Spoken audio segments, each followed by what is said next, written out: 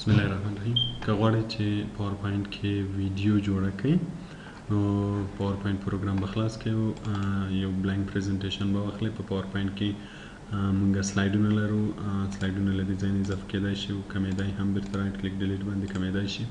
نو هر سلایډ کې که موږ غواړو هر څومره ډیټیلز واچو معلومات اچولی شو. مثلا که زه دلته یا عکس یا شکل یا خط ولیکم، مثلا خط به ولیکم چې په موضوع ښه پوه شئ. مثلا زه لیکمه چې اوله موضوع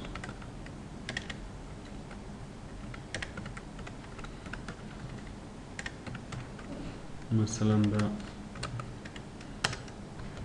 یو څه خط شو،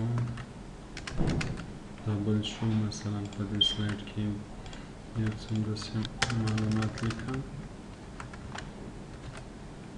او په دې دریم سلایډ کې به هم یو څه معلومات ولیکو. نه، د انیمیشنز لپاره کولی شو چې موږ ترانزیشن نه استفاده وکړو چې هر سلایډ ته که غواړو چې انیمیشن ورکړو، مثلا دې ټولو ته به یو انیمیشن ورکړم او ترڅنګ که غواړئ چې ډیزاین ورکړئ ډیزاین هم له ډیزاینه ورکولی شو. مثلا دا ډیزاین به ورکړو که چېرې مو غوښتل چې ډیزاین هم ورکړو.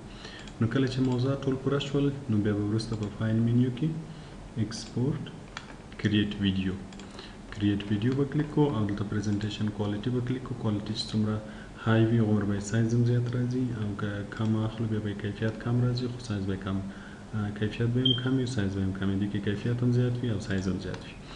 او سیکنډ سپینډ آن ایچ سلایډ چې هر سلایډ څومره وخت ونیسي. مثلا اول سلایډ 15 ثانیې وروسته د دویم سلایډ راشي، 15 ثانیې وروسته د دریم سلایډ راشي. له دې ځای نه موږ تغییرولی شو چې مثلا اول سلایډ نه وروسته دویم سلایډ څو ثانیې وروسته راشي، دریم سلایډ څو ثانیې وروسته راشي.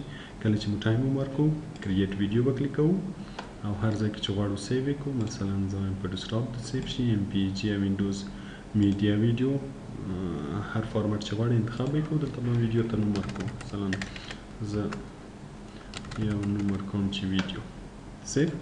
نو که دغه ځای ته متوجه شو کریټینګ ویډیو راځي. کله چې دا پوره شي نو په ډیسکټاپ کوم ځای چې ما ورته ښوولی و همالته به ویډیو جوړه شوې وي، مووي فارمټ به وي، میډیا پلیټ کې به خلاصېږي. نو بیا هر رنګه استفاده چې وغواړو ترې کولی شو.